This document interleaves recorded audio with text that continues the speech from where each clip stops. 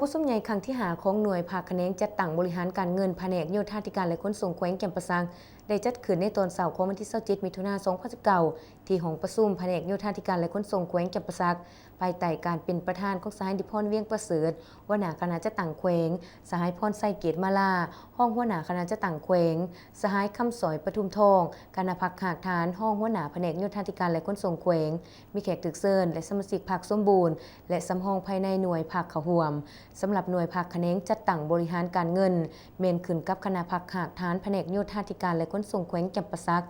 ถือสร้างตั้งขึ้นตามระบบกงจักรบริหารของสำนักงานองค์การของรัฐในวันที่2กุมภาพันธ์2500ปัจจุบันหน่วยภาคมีสมาชิกภาคทั้งหมด15สหายยิ่ง8สหาย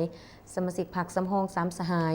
โดยหน่วยภาคเขตหน้าที่เป็นใจกลางในการนำภาษีนำเวียกงานจะตั้งบริหารและการเงินของแผนกโยธาธิการและขนส่งเป็นเสนาธิการให้คณะภาคในการคุ้มครองบำรุง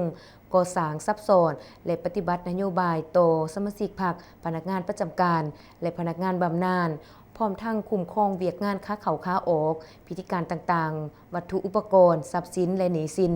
รวมทั้งสรุปสังรวมรายงานการเคลื่อนไหวเวียกงานของแผนกอย่างเป็นปกติ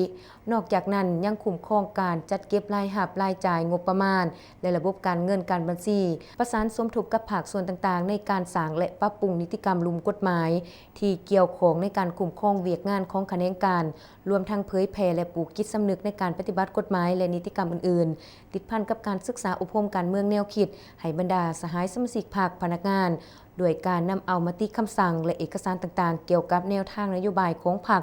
กฎหมายและระเบียบการของรัฐเอกสารวันสำคัญต่างๆของพรรคของศาสตร์มาเผยแผ่รับรู้เสื่อมซึมอย่างทั่วถึงและต่อเนื่องเฮ็ดให้มีความคิดอุ่นเอียงทุนเทียงยึดมั่นในอุดมการณ์ของพรรคนอกจากนั้นกองประชุมหน่วยพรรคยังมีการปอนบัตรคัดเลือกคณะหน่วยพรรคสุดใหม่โดยมีผู้สมัครหาสหายเลือกเอา3สหายผ่านการปอนบัตรใส่สิทธิประชาธิปไตยสามารถเลือกได้